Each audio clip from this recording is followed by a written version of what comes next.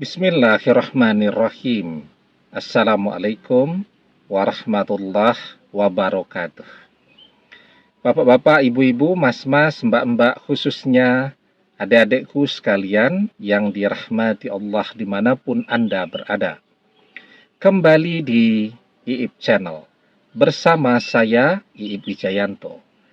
Kali ini kita akan membahas tema 3 tanda mantan gagal mencari penggantimu, otomatis dia sadar bahwa kamu cinta sejatinya. Ada 3 tanda ketika mantan gagal mencari pengganti kita, ya. Tentu mantan ingin secepatnya untuk bisa melupakan kita. Yang umumnya orang lakukan agar bisa secepatnya melupakan mantannya apa? Dia belajar untuk membenci mantannya. Yang paling efektif katanya adalah dengan mencari pengganti. Orang akan terus kepikiran kepada mantannya jika penggantinya pada saat ini itu kualitasnya di bawah mantannya. Tetapi orang akan melupakan mantannya ketika pasangannya pada saat ini itu melebihi mantannya dalam segala hal. Walaupun belum tentu demikian juga. Manusia itu ya, kalau dia bersama terus, yang awalnya kelihatan kelebihan-kelebihan semua. Ya, ini sulitnya bagi orang yang sudah punya mantan. Artinya, kalau orang sudah punya mantan, dia sudah punya pembanding. Akan dia banding-bandingkan terus. Manusia itu kan tidak bisa sempurna terus ya. Kalau 24 jam setiap hari bersama terus. Di situ akan mulai kelihatan kekurangan-kekurangan seseorang. Nah, awalnya yang kelihatan kelebihannya terus. Tapi karena bersama setiap hari, orang akan mulai menemukan berbagai kekurangan pada pasangannya tadi. Ya, sehingga biarpun pasangannya ini secara umum kelihatan melebihi mantannya, tetapi kalau dia bersama terus, ya, pada saat dia mulai menemukan kekurangan-kekurangan pada pasangannya itu, otomatis dia akan membanding-bandingkan dengan mantannya, artinya otomatis dia akan kepikiran dan ingat kepada mantannya. Ya, nah, jadi ada 3 tanda mantan itu gagal menemukan pengganti kita. Ya, yang pertama, siapapun yang mantan prospek untuk menjadi pengganti kita, itu selalu gagal. Tidak ada yang berhasil, tidak ada yang sanggup bertahan lama-lama bersama mantan, atau kalau orang itu sanggup berlama-lama dengan mantan, mantannya yang tidak sanggup bertahan lama-lama dengan dia. Ya. Jadi, tandanya yang pertama, mantan selalu gagal di dalam mencari seseorang untuk menjadi pengganti kita. Dia coba dekati, gagal. Ya, ada yang datang mendekati, dia buka hatinya, gagal. Selalu seperti itu. Dan sekarang mantan sendirian. Artinya kan orang kalau gagal terus juga capek juga ya. Karena yang namanya membangun relasi cinta, itu hati itu luar biasa kan. Seperti orang yang sedang main roller coaster itu, naik turun seperti itu. Kalau yang ditemui kebahagiaan ya enak lah, itu akan berpengaruh ya kepada pekerjaan, kepada kehidupan dan seterusnya. Tapi kalau yang ditemui kegagalan terus ya itu juga akan berpengaruh. Ya, mempengaruhi kinerja, mempengaruhi kesehatan dan seterusnya dan seterusnya. Nah, maka ketika orang gagal terus, maka dia akan berhenti. Dia akan merasa capek, ya. Nah, kemudian tandanya yang kedua, ya. Mantan sekarang ya menjadi seseorang yang berubah ya. Artinya kalau dulu mantan itu orangnya ceria, orangnya ramah. Sekarang berubah, orangnya jadi murung, emosional, mudah tersinggung dan seterusnya. Ya, dan itu bisa kita lihat di media sosialnya. Dulu kalau dia posting sesuatu yang namanya komentar, itu kan tidak bisa kita kendalikan, kecuali kalau kolom komentarnya kita tutup, orang tidak bisa berkomentar. Selama kita buka, sebaik apapun kita membuat sebuah postingan semanfaat apapun, mesti ada saja komentar yang dibaca itu tidak enak. Ya, kalau dulu mantan orangnya santai banget, merespon komentar-komentar itu mesti selalu bercanda. Sekarang mudah sekali tersinggung. Kita baca jawaban-jawaban dari komentar mantan di media sosialnya, isinya marah-marah dan seterusnya dan seterusnya. Nah, itu yang terjadi.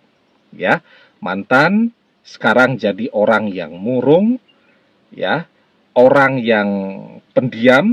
Kalau kemarin rame, ramah, ya, mudah bergaul dan seterusnya. Sekarang cenderung menjadi orang yang kurang pergaulan, ya. Kemudian mantan menjadi orang yang mudah sekali tersinggung. Nah, kemudian tandanya yang ketiga nih, yang paling mudah untuk kita lihat. Tapi sebelum kita bahas lagi lebih jauh, jangan lupa ya, yang belum subscribe untuk memencet tombol subscribe dan menyalakan lonceng notifikasi agar Anda selalu mendapatkan pemberitahuan video-video terbaru dari channel kesayangan kita ini. Dengan subscribe, doa-doa kita selalu terhubung sehingga kita selalu bisa berdoa bersama-sama ya. Dan jangan lupa subscribe itu gratis ya. Nah, tandanya yang ketiga yang paling mudah untuk dilihat, terjadi perubahan zahiriah pada mantan. Baik itu pada penampilan fisiknya, juga pada pekerjaannya. Nah, itu kan sesuatu yang secara zahiriah bisa kita lihat, mudah dilihat. Mantan dulu itu adalah orang yang hobi berdandan. Keluar rumah 1 jam untuk jagong manten, dandannya 3 jam. Kalau mau berangkat jagong manten jam 11, jam 8 sudah mulai berdandan. Orangnya perfect, ya, hobi berdandan dan seterusnya. Sekarang kita bisa lihat awut-awutan, tidak terurus, tidak pernah berdandan lagi, ya. Bahkan kalau dulu ya, pakaian itu harus masuk ke laundry.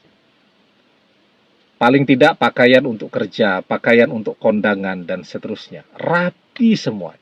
Sekarang mantan kalau keluar rumah, kalau posting foto di media sosial, dari cara berpakaiannya kelihatan sekali. Ya, sudah sangat berbeda dengan mantan yang kita kenal dulu. Kemudian mantan terlihat menua, ya. Kan kalau orang lagi stres itu, gundah itu terlihat lebih tua. Tapi kalau orang bahagia itu dia terlihat jauh lebih muda daripada usianya. Terlihat menua.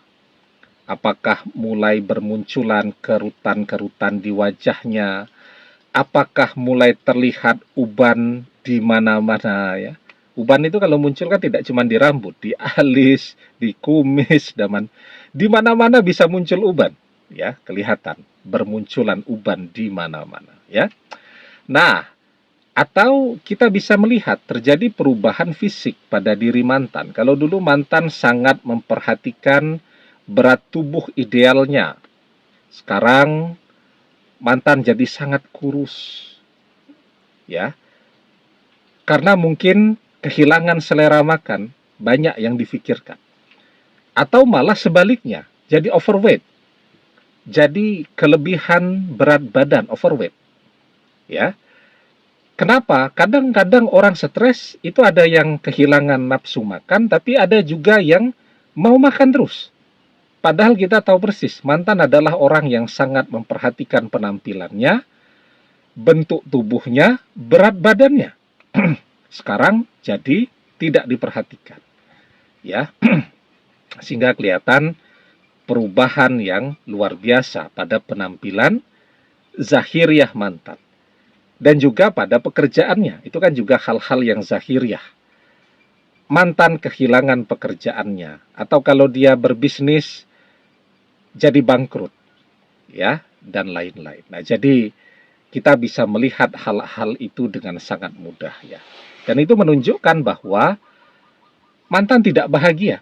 Artinya setelah memaksa berpisah, mantan tidak bisa menemukan kebahagiaannya.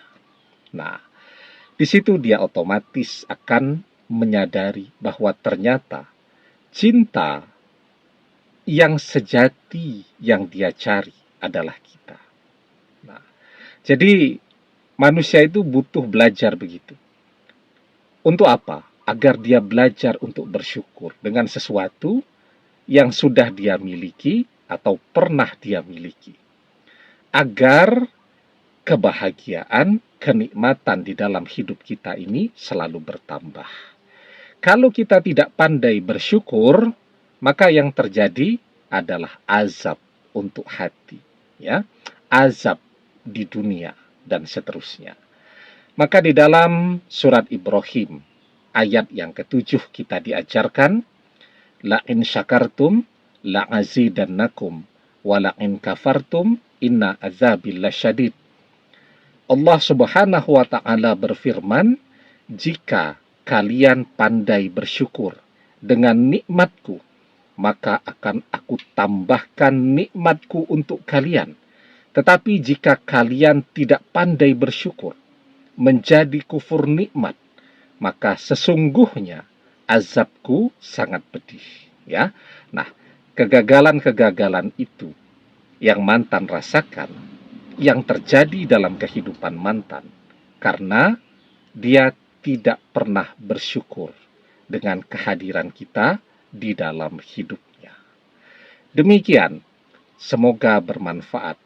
Wallahu a'lam bishawab, billahi taufik wal hidayah. Assalamualaikum warahmatullahi wabarakatuh.